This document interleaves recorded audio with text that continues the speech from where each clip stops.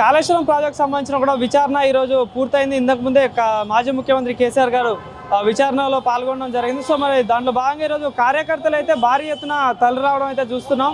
So మాట్లాడుతున్నాం అన్న, ఏంది మరి కాళేశ్వరం ప్రాజెక్టులో అవినీతి జరిగిందని మాట్లాడుతూ ఉన్నారు. సో ఎట్లా నిజంగా జరిగిందని భావిస్తున్నారు మీరు? అంటే వాస్తవంగా ఈరోజు దొంగ దొంగ అంటే భుజాలు పిసుకున్నట్టు ఈ ఓటుకు నోటులో దొంగ అనేటు ఒక కేడీ దొంగ రేవంత్ రెడ్డి. ఈ రేవంత్ రెడ్డి గారి పరిపాలన 16 నెలల్లోనే అబాసుపాలైంది.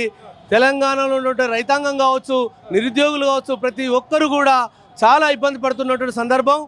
మరి ఈ యొక్క పరిపాలన సౌలభ్యం నువ్వు సరిగా చేయచేతగాక ఒక ఉద్యమకారుడు 10 సంవత్సరాలు మరి బంగారు తెలంగాణ సాధన కోసం పనిచేసినటువంటి కల్వకుంట్ల చంద్రశేఖరరావు గారిని మరి కాళేశ్వరం మీద నువ్వు అవినీతిపరుడివి, మరి లక్షలాది రూపాయలు అవినీతికి గురి అయినాయి అని చెప్పడము నీ యొక్క తప్పులను కప్పిపుచ్చుకోవడానికే తప్ప మరి కేసీఆర్ గారు కడిగిన ముత్యంలాగా మరి రేపు రాబోతున్నాడు.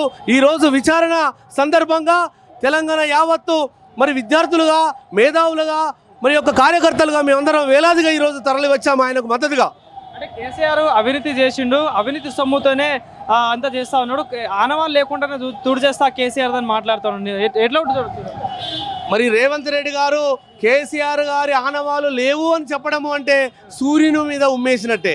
సూర్యుని మీద ఉమ్మేస్తే ఎలాగుంటుందో మరి అది అర్థం చేసుకోవాలా రేవంత్ రెడ్డి. ఖబర్దార్, నువ్వు కేసీఆర్ గారి ఆనవాళ్ళు లేకుండా చేయాలంటే తెలంగాణ ఆత్మను మరి నువ్వు దెబ్బతీసినట్టు లెక్క. కేసీఆర్ అంటే కేసీఆర్ ఒక్కడి వ్యక్తిగతం కాదు. ఈరోజు 4.5 కోట్ల ఆకాంక్ష అయినటువంటి ఆ యొక్క ఆత్మే కేసీఆరే తెలంగాణ.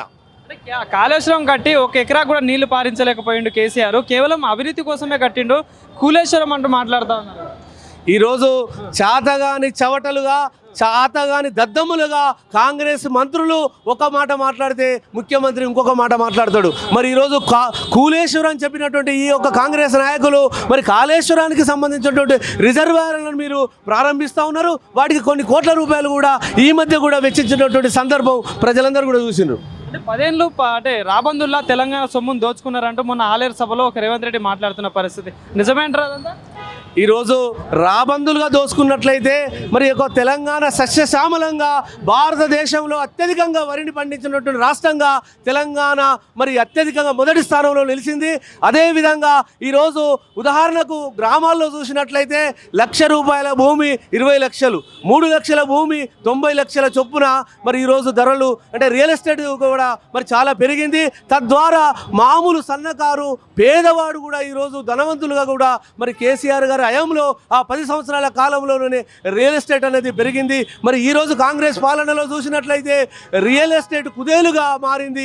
ఆ యొక్క రియల్ ఎస్టేట్ ఆఫీసులు కూడా ఖాళీ అయిపోయినటువంటి సందర్భం. అంటే కాంగ్రెస్ ప్రభుత్వం వచ్చినప్పటి నుండి ప్రజాపాలన అందిస్తా ఉన్నాం, 6 గ్యారెంట్లు అందిస్తా ఉన్నాం. కేవలం బీఆర్ఎస్ పార్టీ తట్టుకోలేకనే ఓర్వలేకనే మాపై తప్పుడు ప్రచారం చేస్తూ ఉంటారు కాంగ్రెస్ పార్టీ ఎమ్మెల్యేలు, మంత్రులు అందరూ చెప్తారు. ఎట్లుంది మరి మీ నియోజకవర్గంలో నిజంగా 6 గ్యారెంట్లు అమలవుతున్నాయా? ఈరోజు మరి కేసీఆర్ గారు అడగని కూడా కొన్ని పనులు చేసినటువంటి సందర్భం. మరి రేవంత్ రెడ్డి గారు మరి అబద్ధాలు చెప్పి అత్యాశకు ప్రలోభపెట్టి తెలంగాణ ప్రజలను మోసం చేసి 42 హామీలు ఇచ్చినటువంటి సందర్భంలో 6 హామీల్లో ఉన్నటువంటి ఈరోజు మరి మహిళలకు ఉచిత బస్సు పరిస్థితి చూస్తూ ఉన్నారు, చికెలు పట్టుకొని కొట్టుకుంటా ఉన్నారు. ఇంకొక పక్క 18 లక్షల రైతాంగానికి అంటే దాదాపు 4 ఎకరాల లోపు ఉన్నటువంటి రైతులకు రైతు బంధు వేయలే. వారందరూ కూడా 18 లక్షల మంది రైతులుగా ఈరోజు మరి రేవంత్ రెడ్డి గారిని విమర్శిస్తూ ఉన్నారు. రైతు కోస తప్పక తాకుతుంది రేవంత్ రెడ్డి గారికి. మరి గతంలో ఒక కుటుంబంలో రైతు చనిపోయినట్లయితే తన 10వ రోజు అంటే 10 దిన కర్మ వెళ్ళక ముందే 5 లక్షలు ఆ యొక్క కుటుంబానికి మరి తోడుగా నీడగా ఉండేటువంటి సందర్భం. ఈరోజు రైతు బంధు లేదు, రైతు మిత్ర లేదు.